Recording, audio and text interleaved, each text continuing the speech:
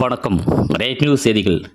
உளுந்தூர்பேட்டை சட்டமன்ற தொகுதிக்குட்பட்ட திருவெண்ணநல்லூர் அருகே ஆடத்தூர் கிராமத்தில் பொங்கல் பண்டிகையை முன்னிட்டு கபடி போட்டி நடைபெற்றது. இந்த போட்டியை திமுக கிழக்கு ஒன்றிய செயலாளரும் மாவட்ட கவுன்சிலருமான சந்திரசேகரன் தலைமை தாங்கி தொடங்கி வைத்தார். அதனைத் தொடர்ந்து நடந்த கபடி போட்டியில் திமுக நிர்வாகிகள் ஒரு அணியாகவும் இளைஞர்கள் ஒரு அணியாகவும் மோதி போட்டி விறுவிறுப்பாக நடைபெற்றது.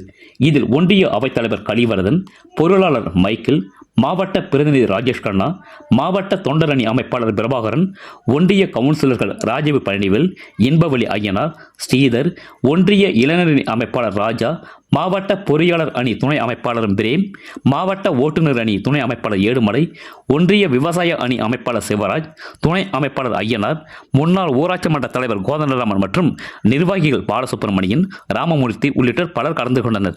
ரேட் நியூஸ் தமிழ் செய்திக்காக திருவெண்ணூர் தாலுகா செய்தியாளர் வெற்றிவேல். செய்திகளை உடனுக்குடன் தெரிந்து கொள்ள ரேட் நியூஸ் தமிழ் சேனலை சப்ஸ்கிரைப் செய்ய